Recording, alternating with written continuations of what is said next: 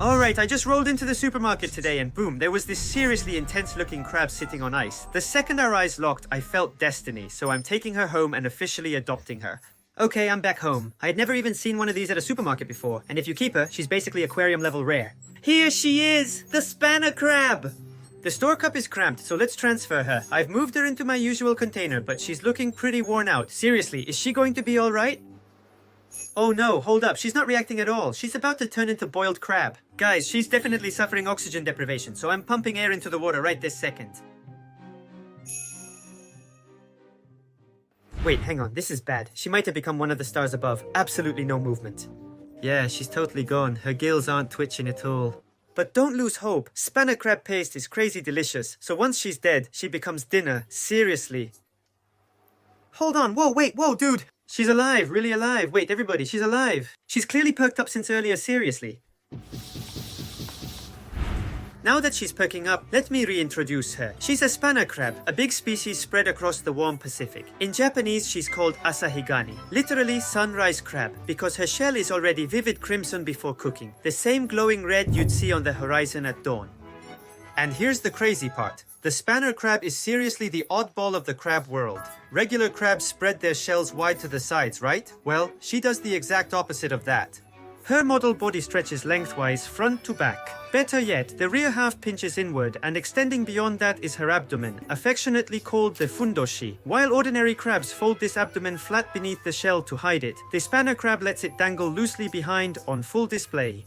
And that is evolutionary romance. Long ago, crabs were still cousins of the hermit crab and shrimp, but over many millions of years they morphed into today's crabs.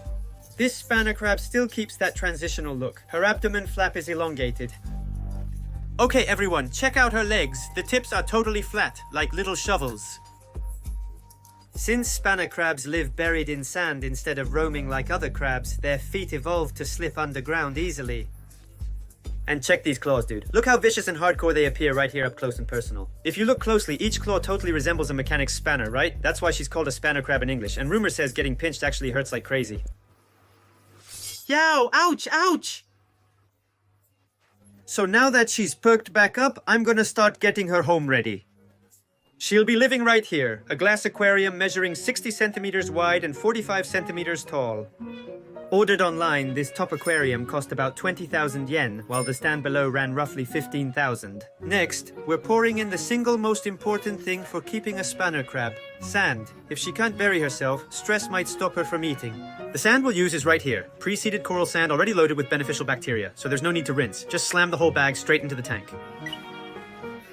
Alright, sand's all done. Yeah, it's still a little shallow, huh? We'll add more later. There's some grumpy-looking frappuccino thing floating around, but no worries at all. About the sand depth, for spanner crabs, the perfect thickness is probably 5 to 7 centimeters. If we pile the sand any deeper, an oxygen-deprived layer forms underneath, toxic gases start bubbling up, and the sand can rot. So for now, I'm aiming for about 7 centimeters.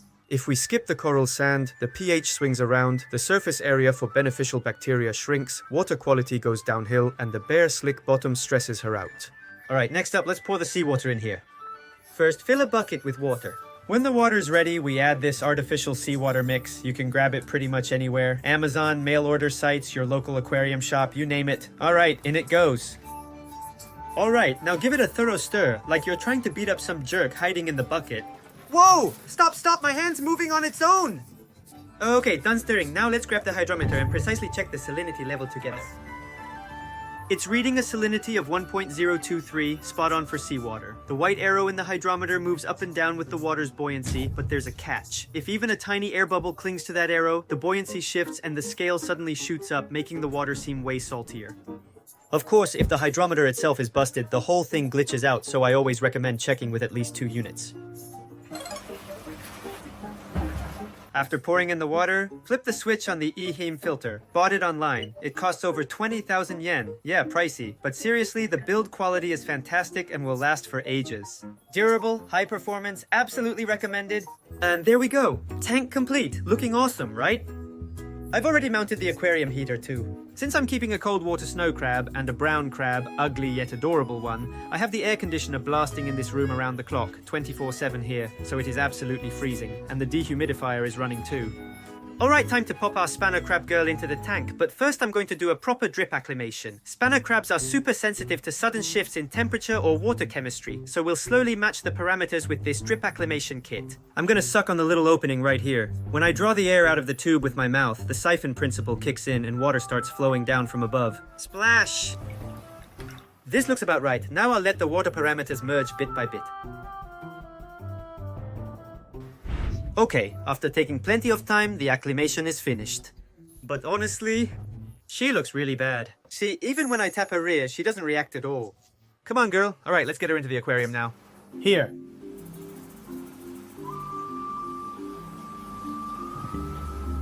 You okay? Huh?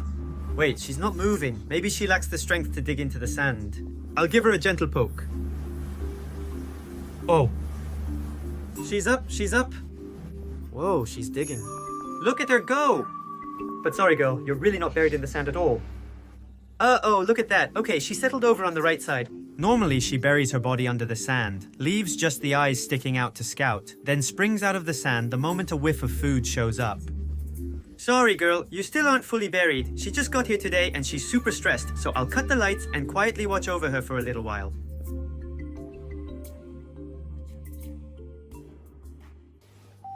Alright, while our spanner crab princess adjusts to the tank, I'm gonna feed the other girls I rescued from the supermarket before. But you know, lately these girls have totally lost interest in the same old chow. The hardest part of keeping crustaceans is how quickly they get bored with food. So folks, I'm about to risk my life and hunt down something tastier for them today.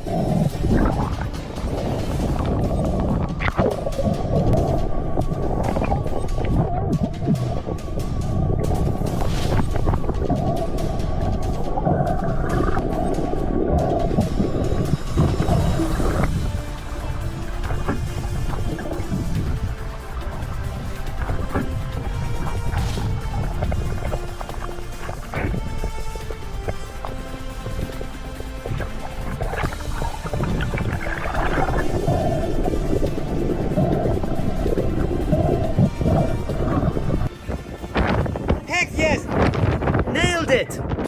81! Woohoo! Caught my first ever amberjacks. 81 centimeters and 71 centimeters. I'm beyond thrilled. Seriously, I've let it age to the perfect point, so I'm sure these girls are gonna be thrilled. Hey, can everybody see this? Our little fan lobster is chowing down on a clam. Watch her jam a leg into the crack, wrench it open, and slurp up the meat inside. And the hard clams, look at that. Here's what's left after this fan lobster prayed open a clam and had a feast. She eats fancier food than us. Whoa, she's incredible. She just forced that clam wide open.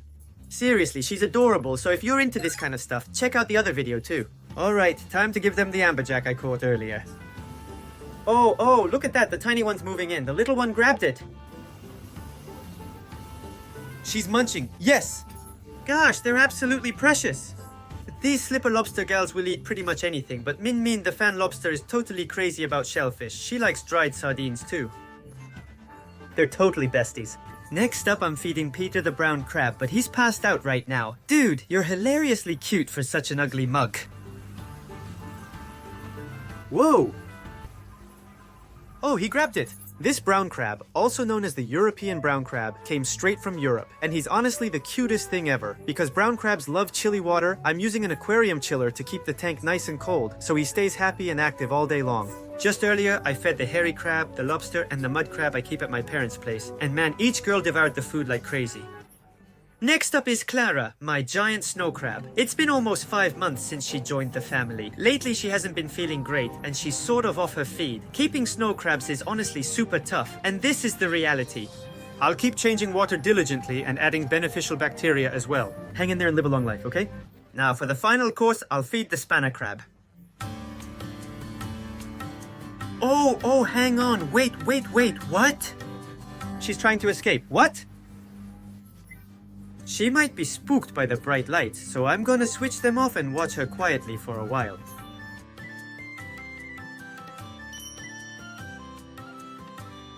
Okay, it's the next day, and because she never touched the food, I fished it back out. Funny thing though, yesterday she burrowed over here, but now she's relocated. She might be getting used to the place bit by bit. Alright, next snack is this little clam. Clams have a strong scent, so I'm sure she'll be all over it. Let's drop one in. It's only been 2 days since she entered the aquarium, so she's still adjusting.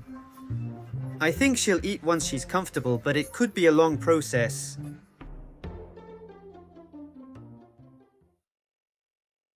So 3 more days have passed. I've tried every kind of food, and she absolutely refuses to take a single bite. Even live ragworm didn't tempt her. Still, I'm sure she'll start munching once she settles in, and I'm going to keep caring for her with love. More videos are coming, so smash that subscribe button and stick around. Before I wrap up, I'm taking name suggestions in the comments, so please drop me lots of ideas. Alright everyone, see you in the next video. Wah!